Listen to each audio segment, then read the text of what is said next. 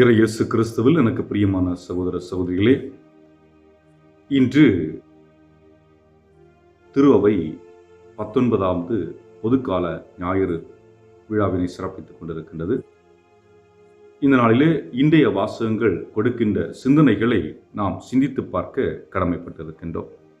இதில் குறிப்பாக 3 வார்த்தைகளை தியானிக்க இருக்கின்றோம். முதலாவது நம்பிக்கை என்ற வார்த்தை, இரண்டாவது எங்கே என் செல்வம் இருக்கிறதோ அங்கே என் உள்ளம் இருக்கும் என்பது, மூன்றாவது விழிப்போடு காத்திருப்பது. ஆக இந்த 3 வார்த்தைகளையும் தியானிக்க இருக்கின்றோம். இந்த 3 வார்த்தைகளையும் நாம் எங்கிருந்து எடுத்திருக்கின்றோம் என்றால், லூக்கா நற்செய்தி அதிகாரம் 12 இறை வார்த்தைகள் 32 48 வரை உள்ள இடங்களிலிருந்து எடுத்திருக்கின்றோம். அன்புமிக்கவர்களே, நம்பிக்கை என்பது முதல் வார்த்தை. இந்த நம்பிக்கை என்று சொல்லுகின்ற பொழுது பொதுவாக நமக்கு தெரிந்தவற்றை நம்புவது. எடுத்துக்காட்டிற்கு பள்ளியில் படிக்கின்ற மாணவர்கள் என்றால், நான் இதை படித்து நன்றாக படித்தால் இவ்வளவு மதிப்பெண்கள் பெறலாம், என்னுடைய பள்ளி பருவம் கல்லூரி பருவங்களில் நான் நன்றாக படித்தேன் என்றால் நல்ல வேலையில் அமரலாம் என்ற நம்பிக்கை. இதுபோன்று ஒவ்வொரு நம்பிக்கையும் அவர்கள் ஆழப்படுத்தியிருப்பார்கள். இந்த குழந்தைகளை எடுத்துக்கொண்டால் பெற்றோர்கள் மீது நம்பிக்கை. நான் அம்மாவிடம் கேட்டால் அது கொடுப்பார்கள், அப்பாவிடம் கேட்டால் கொடுப்பார்கள், வாங்கி கொடுப்பார்கள், நம்பிக்கை. ஆனால் இங்கே சொல்ல வருவது என்றால், எதுவென்று தெரியாத ஒன்றை நம்புவது. பழைய ஏற்பாட்டில் பார்க்கின்றோம், மோசே மக்களை அழைத்து வருகின்றார். அவர்கள் எங்கு செல்ல இருக்கின்றார்கள், அங்கு என்ன இருக்கும் என்று அவர்களுக்கு தெரியாது. ஆனால் நம்பிக்கையில் அவர்கள் கடந்து சென்று கொண்டிருக்கின்றார்கள். அதுபோன்று எதுவென்று தெரியாமலே நம்புவது. அதை போன்ற ஒரு நிகழ்வு சீலே நாட்டிலே நடக்கிறது. அதாவது பாலைவன பகுதியிலே அட்டக்காமா என்ற பகுதியிலே இந்த காப்பர், கோல்டு போன்றவைகளை பூமிக்கு அடியிலிருந்து சுரங்கப்பாதை வழியாக சென்று எடுத்து வருவது வழக்கம். அதுபோன்ற ஒரு நிகழ்வை இங்கே நடப்பதை பார்க்கின்றோம். அதாவது சில ஆண்டுகளுக்கு முன்பாக மக்கள் உள்ளே சென்று இது போன்ற உலோகங்களை எடுத்து வருகின்ற ஒரு சூழலிலே அந்த போகின்ற பாதையானது இடிபட்டு மூடப்படுகிறது. உள்ளே 33 பேர் அடைபட்டிருக்கின்றார்கள். அங்கே இருள் பரவி இருக்கின்றது. உள்ளே 32 டிகிரி ஹீட் இருக்கிறது. வெளிச்சமில்லை. இது போன்ற ஒரு சூழலிலே அகப்படுகின்றார்கள். அவர்கள் அகப்படுகின்ற அந்த ஆழம் என்னவென்றால் 2000 அடி ஆழம். ஆக 2000 அடி ஆழத்திற்குள் எத்தனை நபர்கள் சிக்கி இருக்கின்றார்கள்? 33 நபர்கள். இவர்களுக்கு அடுத்து என்ன நடக்கும் என்று தெரியாது. ஆனால் இவர்கள் என்ன செய்தார்கள் என்றால், தங்களிடமிருந்த உணவை முதலில் பகிர முற்பட்டார்கள். அவர்களிடம் இருந்தது என்ன? கொஞ்சம் பிஸ்கட், கொஞ்சம் பால், அதுபோன்று இந்த டியூனா ஃபிஷ், அதை சூறை மீன் என்று சொல்லுமில்ல, அதை ஒரு பதப்படுத்தி அதை ஒரு டின்ல வச்சிருப்பாங்க.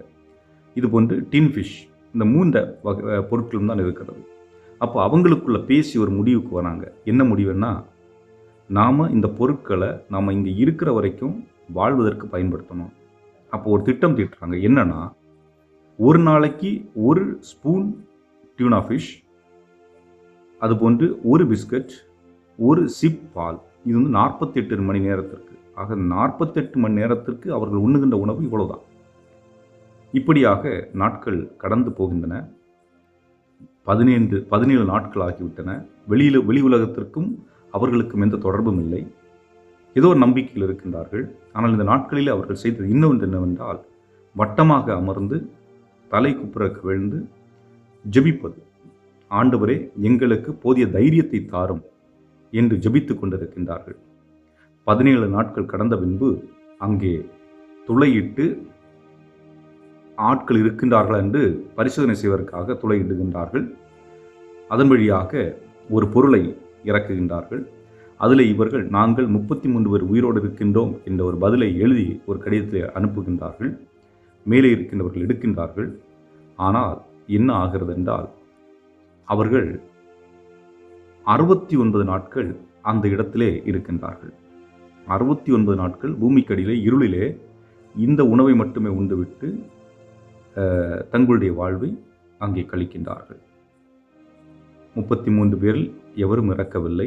69 நாள் அவர்கள் மேலே எடுக்கப்படுகின்றார்கள். அப்பொழுது ஒரு வாசகமானது பொறிக்கப்பட்டிருக்கின்றது, கடவுளுக்கு நன்றி. அதாவது இந்த உலகிலே அறிவியல் முன்னேற்றம் கண்டிருக்கலாம், பலவிதமான வளர்ச்சிகள் அடைந்திருக்கலாம். ஆனால் இவர்களை காப்பாற்றியது என்றால் இவர்கள் இறைவன் மீது கொண்ட விசுவாசம். ஏனென்றால் இந்த கண்டுபிடிக்கப்பட்ட ஆயுதங்கள் அங்கே வருமா என்றவர்களுக்கு தெரியாது. ஆனால் கடவுள் மீது நம்பிக்கை கொண்டால் நிச்சயமாக கடவுள் செய்வார் என்ற ஒரு நம்பிக்கையிலே அது நடக்கலாம், நடக்காமல் இருக்கலாம். ஆனால் நான் நம்புகிறேன் என்ற நம்பிக்கையில் இருந்தார்கள் பாருங்கள். அந்த நம்பிக்கை ஆண்டவர் நம்மிடம் எதிர்பார்க்கின்றார். இரண்டாவதாக பார்க்கின்ற பொழுது, செல்வம் எங்கே உள்ளதோ அங்கே உள்ளம் இருக்கும். உங்களுடைய செல்வம் எது? பணமா, பொருளா, நகையா, வீடா, கார், பங்களா? எது உங்களுடைய செல்வம்? ஏனென்றால் நீங்கள் எதை செல்வமாக நினைக்கிறீர்களோ அங்கேதான் உங்கள் உள்ளம் இருக்கும். ஆகவே இந்த இறைவார்த்தையை வாசித்துக் கொண்டிருந்த பொழுது ஒரு நிகழ்வு, பெங்களூரில் நடந்த ஒரு நிகழ்வு. அதுவும் ஒரு 13 வயது பெண் குழந்தை, பள்ளிக்கு செல்லுகின்ற ஒரு குழந்தை. அந்த குழந்தையின் பேரு நிகியா. இந்த குழந்தை என்ன செய்கின்றால், ஒரு நாள் தன்னுடைய இல்லத்தில் பணிபுரிந்து கொண்டிருந்த ஒரு பெண்மணியின் குழந்தையிடம் பேசுகின்றார். அந்த குழந்தையின் பேர் ரோஜா. அந்த குழந்தையிடத்தில் பேசுகின்ற பொழுது அந்த குழந்தை சொல்லுகின்றது, பேசுகின்ற வாக்கிலே சொல்லுகின்றது, எனக்கு பள்ளிக்கு எடுத்துச் செல்வதற்கு ஸ்கூல் பேக் இல்லை, நான் கேரி பையில் எடுத்துகிட்டு போவேன், கேரி பேக்கில் எடுத்துகிட்டு போவேன். அதை கேட்டவுடனே அந்த குழந்தைக்கு ஆச்சரியம். எப்படி பள்ளிக்கு போகிற ஒரு குழந்தை கேரி பேக்கை தூக்கிட்டு போகுது? நான்லாம் கேட்டவுடனே எனக்கு ஒரு பொருள் வந்துடுது. அந்த குழந்தைக்கு பேக் என்பது ஒரு லக்ஸுரி. எதுக்கு? அந்த ஏழை குழந்தைக்கு. இதை கேள்விப்பட்ட இந்த குழந்தையினுடைய உள்ளத்திலே ஒரு குழப்பம்.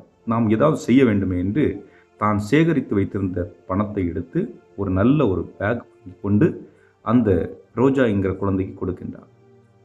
கொடுக்கின்ற பொழுது அந்த குழந்தை அதை பெற்றுக்கொண்டு சொன்ன ஒரு வார்த்தை மிகவும் முக்கியமான வார்த்தை. அந்த குழந்தை என்ன சொல்லுகிறால், நான் இந்த ஸ்கூல் பேக்கை கையில் எடுத்த பிறகு நான் பள்ளிக்கு செல்லுகின்ற மாணவியாக உணர்கிறேன், பள்ளிக்கு செல்லுகின்ற மாணவியாக உணர்கிறேன் என்ற வார்த்தை அந்த நிஹியா என்ற குழந்தையினுடைய உள்ளத்தை தொடுகிறது. அந்த குழந்தை அந்த இரவு தூங்கவில்லை.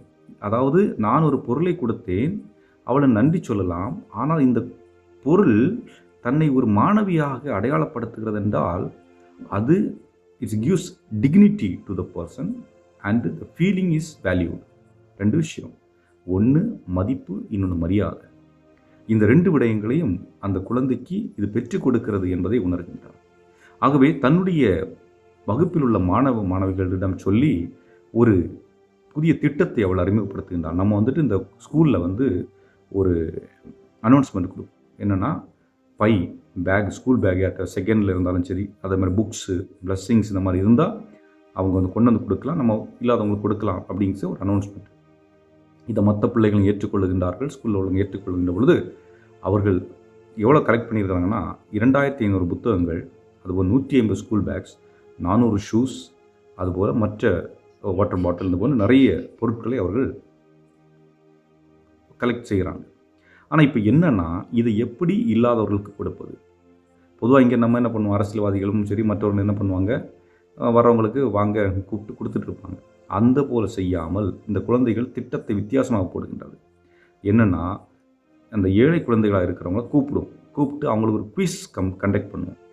அது சிம்பிளாக எளிமையான குவிஸ். அதில் எல்லாருமே பார்ட்டிசிபேட் பண்ணி எல்லாரும் பரிசு பெற்றதாக இந்த பொருட்களை பெற்று செல்லணும். ஸோ அவங்க டிக்னிட்டி மதிக்கப்படணும், ஏற்றுக்கொள்ளப்படணும், அவங்களோட உணர்வுகள் மதிக்கப்பட்டிருக்க வேண்டும் என்ற ஒரு உணர்வு. நாங்கள் இல்லாதவங்க எங்களுக்கு கொடுத்துட்டாங்க அப்படிங்கிற உணர்வு இல்லாமல் நாங்கள் குவிஸ் அட்டன் பண்ணோம், அதில் நாங்கள் பாஸ் பண்ணோம், அதன் வழியாக எங்களுக்கு கொடுக்கப்பட்ட என்ற ஒரு உணர்வு அந்த குழந்தைகளுக்கு இருக்க வேண்டும் என்ற ஒரு நம்பிக்கையில் அந்த குழந்தை செய்கின்றார்.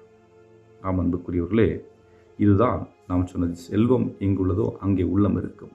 இந்த குழந்தையுடைய செல்வம் என்பது பிறருக்கு கொடுத்து மகிழ்வது. நாம் செல்வம் என்பது என்னை மட்டும் மகிழ்ச்சிப்படுத்துவதல்ல, மாறாக என்னோடு இருக்கின்ற எல்லாவரையும் மகிழ்ச்சியாக ஆக்குவதுதான் அந்த செல்வம். அதுதான் நாம் இந்த நிகழ்வு நமக்கு சுட்டி காட்டுகின்றது. மூன்றாவதாக பார்க்கின்ற பொழுது இயேசு சொல்கிறார், விழிப்புடன் இருப்பதற்கு அழைக்கின்றார். விழிப்போடு எப்படி இருப்பது? எந்த சூழலிலும் நாம் விழிப்புடன் இருக்க வேண்டும். எதற்கு? என்னை தற்காத்துக் கொள்வதற்கா அல்லது பிறருக்கு உதவி செய்வதற்கா? என்னை தற்காத்துக் கொள்வது என்பது ஒன்று, நான் தவறு செய்யாமல் இருக்க வேண்டும், கடவுளுக்கு ஏற்றாற்போல் அவருடைய கட்டளைகளை கீழ்ப்படிந்து வாழ வேண்டும். இது ஒன்று. ஆனால் விழிப்பாக இருப்பது பிறருக்கு உதவி செய்வதற்கு என்பது இங்கு தெளிவுபடுத்தப்படுகின்றது. அதாவது ஒரு நிகழ்வு 1867ஆம் ஆண்டு ஆமி பேட்ரிஸ் என்ற ஒரு பெண்மணி, அயர்லாந்து நாட்டை சேர்ந்தவர். இவர் ஒரு கிறிஸ்தவர். ஒரு நாள் ஆலயத்திற்கு சென்று ஜெபித்து விட்டு வருகின்ற பொழுது ஒரு பெண்மணியை பார்க்கின்றார். கொஞ்சம் ஏழை பெண்மணி, தூக்க முடியாத ஒரு சுமையை தூக்கி கொண்டு செல்லுகின்றார். ரோட்டை கடக்கணும், அப்போ கடக்க முடியல, நின்று கொண்டிருக்கிறார். அங்கே போகிறவர்களாம் பார்க்குறாங்க, அந்த பெண்மணிக்கு வழிகாட்டலை. அப்போ இவங்க போய் என்ன பண்ணுறாங்க, அந்த பெண்மணிக்கு உதவி செய்கிறாங்க. அந்த ரோட்டை கடந்து செல்வதற்கு உதவி புரிகிறார்கள். அப்போ அந்த கடந்து சென்ற அந்த செயல் அவர்களுக்கு மகிழ்ச்சியை கொடுக்கிறது. நாம் ஒரு உதவி செஞ்சால் அது நமக்கு மகிழ்ச்சி கொடுக்கிறது. அப்படின்னா என்ன அர்த்தம்? இயேசு கிறிஸ்துக்கு பணிவிடை புரிவது என்பது ஆலயத்தில் சென்று ஜெபிச்சா மட்டும் போதாது, அந்த இறைவார்த்தை மட்டும் தியானித்தால் மட்டும் போதாது, மாறாக அதை வாழ்வில் கடைபிடிக்க வேண்டும். இயேசு கேட்டது போன்ற அந்த பணிவிடையை செய்ய வேண்டும் என்ற ஒரு உணர்வு அவர்களுக்குள் தென்படுகிறது. ஆக இந்த சூழலே இதை நான் எப்படி மற்றவர்களுக்கு கடத்துவது, எப்படி இதை நான் ஒரு பணியாக செய்வதென்று அவர்கள் ஜெபித்துக் கொண்டிருக்கின்றார்கள், கேட்டுக்கொண்டிருக்கிறார்கள். 1895ஆம் ஆண்டு அவர்களுடைய வாழ்விலே ஒரு நிகழ்வு நடக்கிறது. இந்தியாவிற்கு அழைக்கப்படுகின்றார். ஏனென்றால் இந்தியாவிலே ஆலயங்களில் பெண்கள் குழந்தை விபச்சாரிகளாக பயன்படுத்தப்பட்டு கொண்டிருந்தார்கள். ஆக இந்த குழந்தைகளை காப்பாற்ற வேண்டும் என்பதற்காக அவர்கள் அயர்லாந்து நாட்டிலிருந்து இந்தியாவுக்கு புறப்பட்டு வருகின்றார்கள். இங்கே முதலில் அவர்கள் சந்திக்கின்ற அந்த பெண்ணுடைய பெயர் பிரீனா. இந்த பெண் அந்த ஆலயத்தின் தப்பி ஓடுகின்றாள். அப்பொழுது அவளை பிடித்து செல்வதற்காக பலர் வருகின்றார்கள். அவர்களிடமிருந்து இந்த பெண்ணை தற்காத்து அவளுக்கு புது வாழ்வை ஏற்படுத்தி கொடுக்கின்றார். அதுபோன்று ஒவ்வொரு பெண்களையாக அங்கிருந்து மீட்பதாக வரலாறு குறிப்பிடுகின்றது. ஆகவே அதற்கு பிறகு அவர்கள் இங்கிலாந்துக்கு செல்லவில்லை, மாறாக இங்கே இருந்து மற்றவர்களை காப்பதற்காக விழிப்பாக இருந்திருக்கின்றார்கள். ஆகவே அன்புக்குரியவர்களை, இந்த 3 சிந்தனைகளை நான் சிந்தித்து பார்ப்போம். 3 முக்கியமானவை. 1, விசுவாசம். அதுவும் நமக்கு எதென்று தெரியாதது மீது ஆழ்ந்த விசுவாசம் கொண்டு நம்பிக்கை கொள்வது. கடவுள் கொடுப்பார், கடவுள் நிச்சயமாக செய்வார் என்ற நம்பிக்கை. அது நடக்கலாம், நடக்காமல் இருக்கலாம், அந்த நம்பிக்கையோடு வாழ்வது. 2வதாக பார்க்கின்ற பொழுது செல்வம். எனது செல்வம் எது என்று நான் தான் முடிவெடுக்க வேண்டும். ஏனென்றால் அங்கேதான் என் உள்ளம் இருக்கிறது. 3வதாக விழிப்புடன் செயல்படுவது. எனக்காக அல்ல, பிறர் நலனுக்காக விழிப்புடன் இருக்கின்ற பொழுது நிச்சயமாக அது சிறப்பான விதத்தில் அமையும். என்றும் வாழும் இல்லாமல் இறைவா, இன்று எங்களுக்கு கொடுத்திருக்கின்ற இந்த சிந்தனை அடிப்படையில் நாங்கள் வாழவும், அந்த அடிப்படையில் நாங்கள் உமக்கேற்ற பிள்ளைகளாக வாழ வேண்டிய அருள் வரத்தை அளித்தருள எங்கள் ஆண்டவராய் கிறிஸ்து வழியாக மன்றாடுகின்றோம். ஆமென்.